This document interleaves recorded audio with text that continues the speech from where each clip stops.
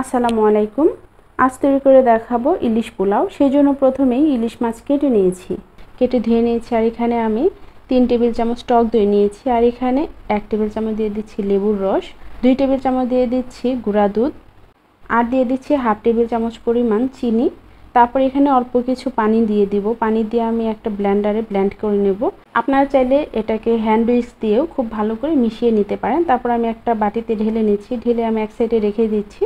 চুলায় আমি একটা ফ্রাই প্যান দিয়ে দিচ্ছি, আর এখানে হাফ কাপ তেল দিয়ে দিচ্ছি। আর এখানে হাফ কাপ পরিমাণ দিয়ে দিচ্ছি পেঁয়াজ কুচি।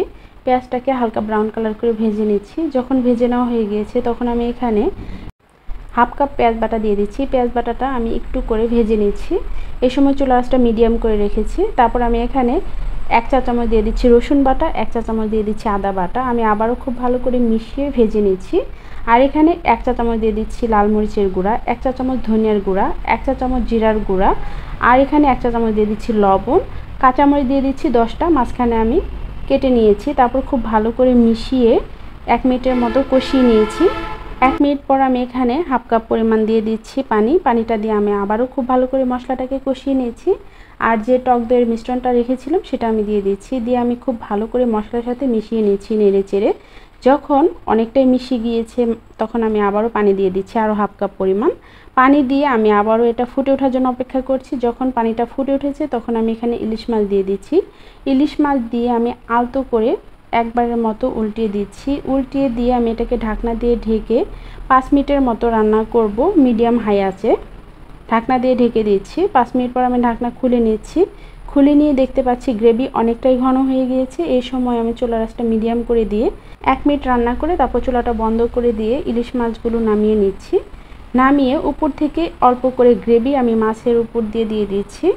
আর বাকি গ্রেভি এটা আমি রেখে দিচ্ছি, কারণ এই গ্রেভিটা আমি পোলাওয়ের সাথে মিশাবো সেজন্য।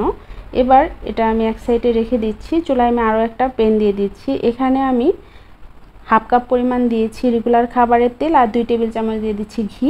তারপর যখন ঘিটা মেল্ট হয়ে গিয়েছে আমি 2টা তেজপাতা, 2 টুকরা দারচিনি, 4টা সাদা এলাচ দিয়ে হাফ কাপ পরিমাণ পেঁয়াজ কুচি দিয়ে দিচ্ছি।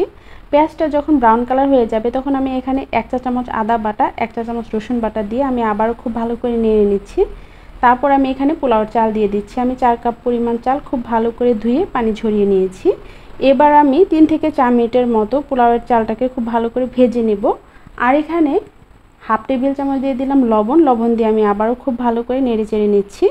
এই সময় আমি যে গ্রেভিটা রেখেছিলাম সেটা এখানে দিয়ে দিচ্ছি। দিয়ে আমি আবারও খুব ভালো করে চালের সাথে মিশিয়ে নিচ্ছি। যখন মেশানো হয়ে গিয়েছে আমি এখানে পানি দিয়ে দিচ্ছি। আমি যেহেতু 4 কাপ চাল নিয়েছি 8 কাপ পানি দিয়ে দিচ্ছি। আর চালটা পুরাতন সেজন্য, আর যদি নতুন চাল হয় তাহলে অবশ্যই 1 কাপ কম পানি দিবেন। এই সময় আমি লবণটা আরেকটু চেক করে নিয়েছিলাম, মনে হচ্ছে লবণ লাগবে, সেজন্য আমি আরও 1 চা চামচ লবণ দিয়ে দিলাম।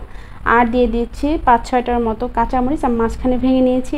এরপর আমি ঢাকনা দিয়ে ঢেকে 2 মিনিটের মতো রান্না করছি। যখন টকবক করে ফুটে উঠেছে চাল বা পানি তখন আমি আবারও নেড়ে নিচ্ছি। নেড়ে নিয়ে আমি আবারও ঢাকনা দিয়ে ঢেকে চুলার আঁচটা মিডিয়াম হাই করে দিয়ে 5 মিনিটের মতো রান্না করব। 5 মিনিট পর যখন চালটা উপর দিকে চলে আসবে তখন আমি আরও একবার নেড়ে নিচ্ছি। এই সময় কিন্তু চুলার আঁচটা মিডিয়াম করে দিতে হবে। মিডিয়াম করে দিয়ে আমি চালগুলো এইভাবে উপরে প্লেন করে দিচ্ছি, দিয়ে তারপর ঢাকনা দিয়ে ঢেকে আরও 5 মিনিটের মতো রান্না করব। 5 মিনিট পর আমি যখন দেখতে পাচ্ছি যে চালটা ফুটে উঠেছে তখন আমি আরও একবার নেড়ে নিচ্ছি। নেড়ে নিয়ে আমি উপর থেকে কিছু পোলাও একটা বলে উঠিয়ে নিচ্ছি। উঠিয়ে নিয়ে আমি পোলাওগুলো খুব ভালো করে প্লেন করে দিচ্ছি। প্লেন করে দিয়ে এখানে আমি ইলিশ মাছগুলো দিয়ে দিচ্ছি। দিয়ে আমি যে পোলাওটা উঠিয়ে রেখেছিলাম সেটা উপরে দিয়ে ঢাকনা দিয়ে ঢেকে রাখছি। এইভাবে আমি দমে রেখে দেব 6 মিনিটের মতো। এই দমে রাখলে ইলিশের যে ফ্লেভারটা পোলাওয়ের সাথে খুব সুন্দরভাবে মিশে যাবে। তারপর আমি সব শেষে দিয়ে দিচ্ছি পেঁয়াজ বেরেস্তা। পেঁয়াজ বেরেস্তা দিয়ে ঢাকনা দিয়ে ঢেকে রাখছি। আর চুলার আঁচটা অবশ্যই একদম লো করে দিতে হবে। আমি 6 মিনিট পর ফিরে আসছি। ফিরে এসে এইভাবে উপর থেকে পোলাও সরিয়ে আলতোভাবে ইলিশ মাছগুলোকে উঠিয়ে নিচ্ছি। পরিবেশনের সময় অবশ্যই দেখতে হবে যাতে ইলিশ মাছগুলো ভেঙে না যায়, কারণ মাছগুলো অনেক নরম হয়েছে। ব্যাস রেডি হয়ে গেল এই মজার ইলিশ পোলাও। আপনারা অবশ্যই বাসায় ট্রাই করবেন।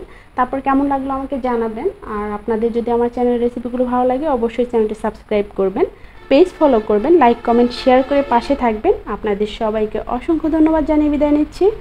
আল্লাহ হাফেজ।